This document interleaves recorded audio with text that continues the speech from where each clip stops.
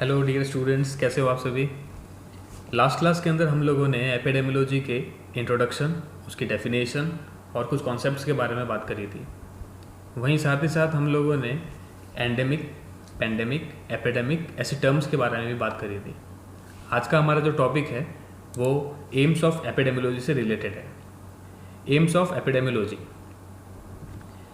First aim is to describe the distribution and size of disease problem in human population।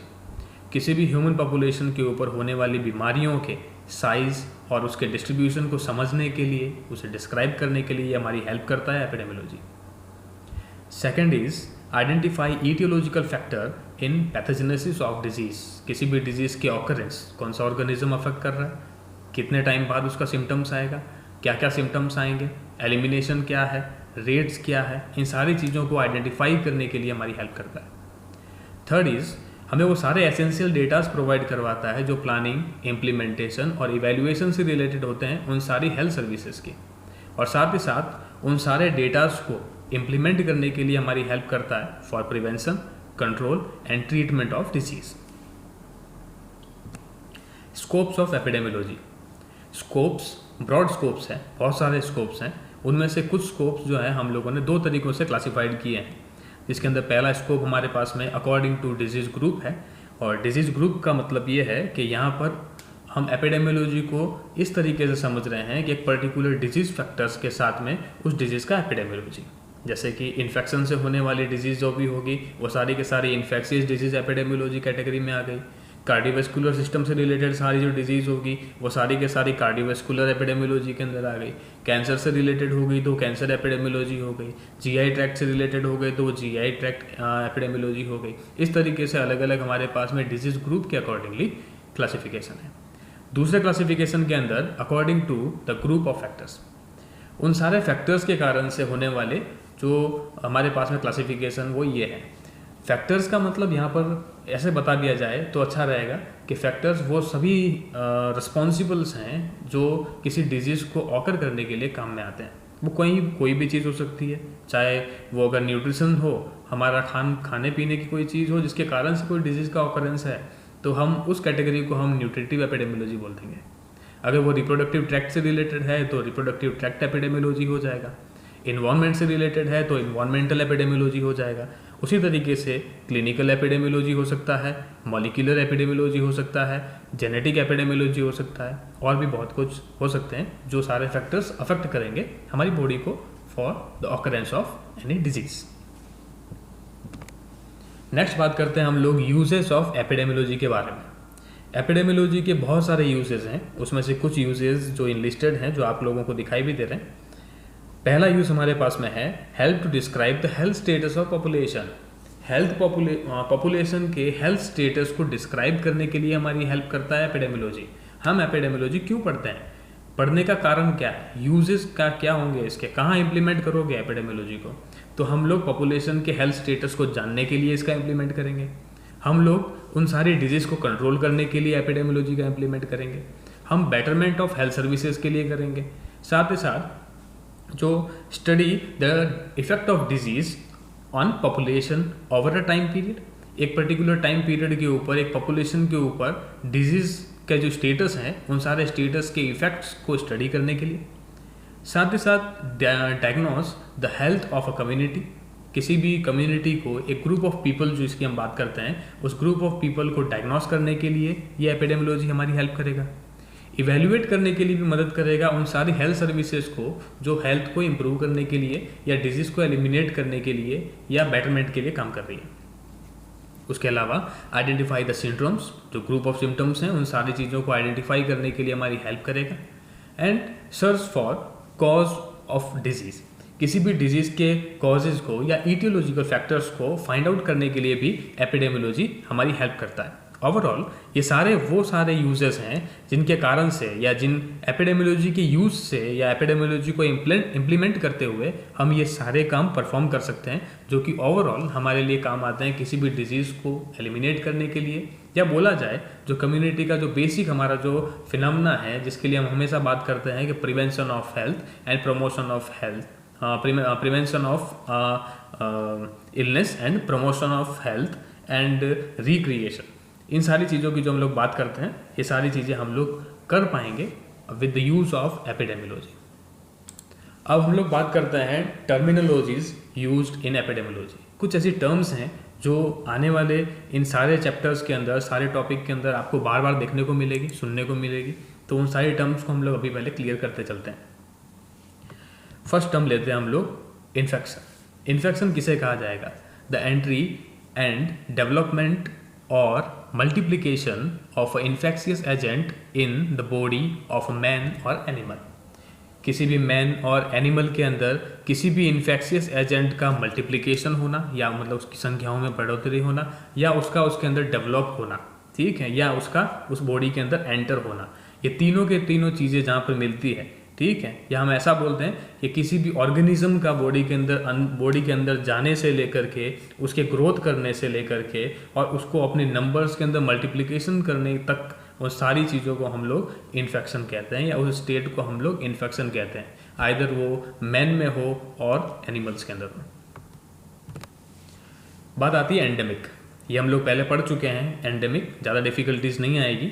Endemic जो हमारे पास में एक particular geographical areas के ऊपर, एक पॉपुलेशन ग्रुप के ऊपर जो एक हमारे पास जो इन्फेक्शियस डिजीज़ का फैलना या कांस्टेंट प्रेजेंस होना उन सारी डिजीजेस का और जियोग्राफिकल एरिया, ये एंडेमिक कहलाता है। Example common cold. और नेक्स्ट हमारे पास में है एपिडेमिक। एपिडेमिक एक आउटब्रेक है, एक outbreak of disease in a community जो कि नॉर्मल एक्सपेक्टेशन से बहुत ज़्यादा हो, वो सारे के सारे एपिडेमिक्स कहलाएंगे। इस कैटेगरी के अंदर आने वाली डिजीज़ अभी रिसेंटली जो हम पहले बात कर चुके हैं, कोविड-19 भी है, कॉमन कोल्ड को भी हम इस कैटेगरी में डाल सकते हैं। स्पोरेडिक।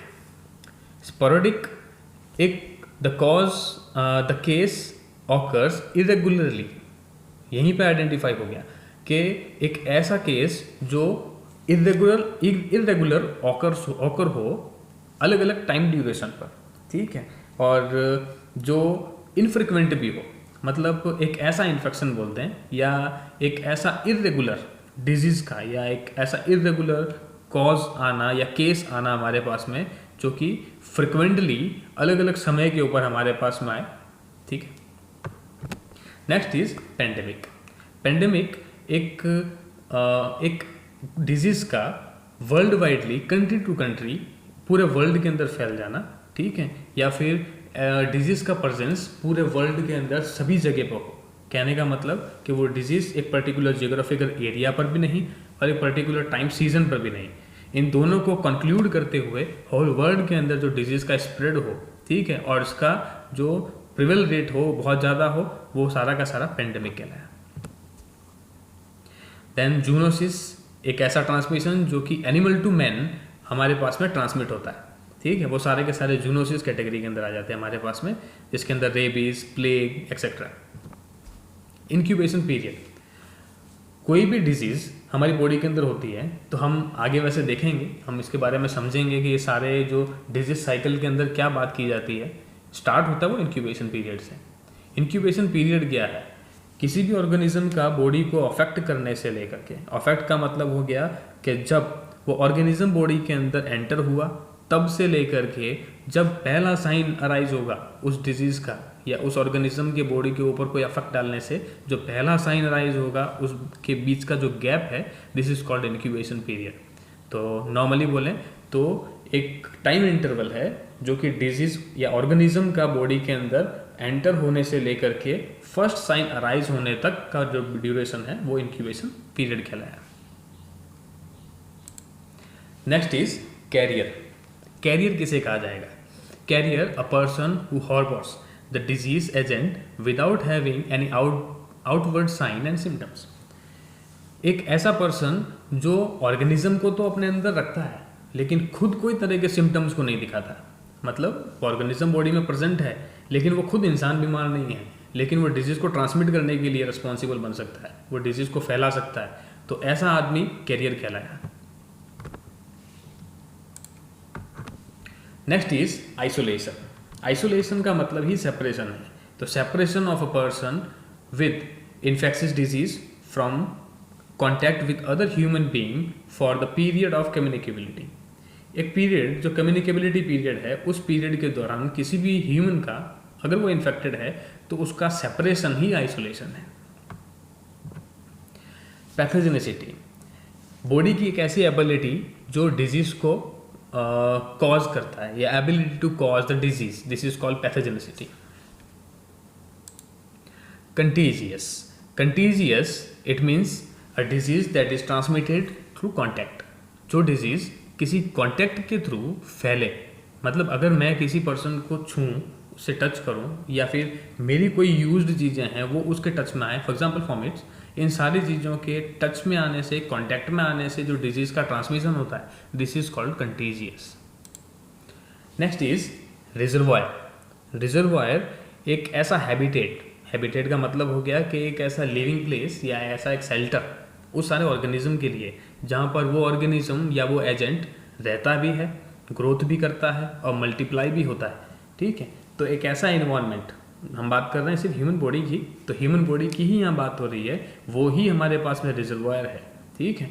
तो रिजर्वायर वो ह्यूमन बॉडी भी हो सकता है कोई ऑर्थोपोड्स हो सकता है कोई इंसेक्ट्स हो, ठीक है। जो भी बॉडी के अंदर या जो एक पर्टिकुलर प्लेस के अंदर या जहाँ पर जैसे हैबिटेट कहा गया, वहाँ वो ऑर्गेनिज्म अगर रह करके ग्रोथ करता है और मल्टीप्लाई करता है अपने आप को, तो वो रिजर्वायर कहलाता है। Next is फॉमिट्स। फॉमिट्स मेरे थ्रू यूज़ की हुई सारी चीज़ें हैं, जैसे मैं अभी अपना लैपटॉप यूज़ कर रहा हूँ, मेरा मोबाइल भी यूज़ कर रहा हूँ, या हो सकता है मैं कोई पानी पी रहा हूँ तो मेरी वो ग्लास हो सकती है, बोतल हो सकती है, मेरी बुक, पेन, पेंसिल, या वो सारी चीज़ें, ठीक है, जो मेरे थ्रू यूज़ करने से कंटामिनेटेड हो चुकी है, और उस कंटामिनेशन के बाद में उसके अंदर वो कैपेसिटी आ चुकी है कि वो किसी दूसरे नॉर्मल होस्ट को या नॉर्मल बॉडी को वो इन्फेक्टेड कर सके। तो ऐसी वो मेरी सारी चीज़ें जो मेरे थ्रू यूज़ की गई, जो कंटामिनेटेड हैं, वो सब के सब फॉमिट्स कहलाएगी। वेक्टर्स, वेक्टर्स को यूजुअली ऑर्थोपॉड्स ही होते हैं, तो ऑर्थोपॉड्स में से मॉस्किटोज हैं, ठीक है। तो मॉस्किटोज जो किसी इन्फेक्शियस एजेंट को एक इन्फेक्टेड पर्सन से ले जा करके नॉर्मल पर्सन तक ट्रांसमिट करते हैं, तो ये एज अ व्हीकल काम कर रहे हैं। तो ये सारे के सारे वेक्टर्स हैं जो कि लिविंग क्रीचर्स हैं, ऑर्थोपोड्स हैं, और वो डिजीज़ को एक नॉर्मल बॉडी तक ट्रांसमिट करने का काम करते हैं, इसीलिए उनको वेक्टर्स कहा जाता है। लास्ट 2 सेशन के अंदर हम लोगों ने कुछ इन चीज़ों को देखा। कंक्लूड करते हैं। इंट्रोडक्शन हमने पूरा किया, हिस्ट्री क्या थी वो हमने देखी, डेफिनेशंस हमने देखी, AIIMS, scopes, uses and terminology जो हमने आज के चैप्टर के अंदर पूरा किया है। आई होप आप लोगों को समझ में आया होगा ये सारा चैप्टर। इसको अच्छे से पढ़ें।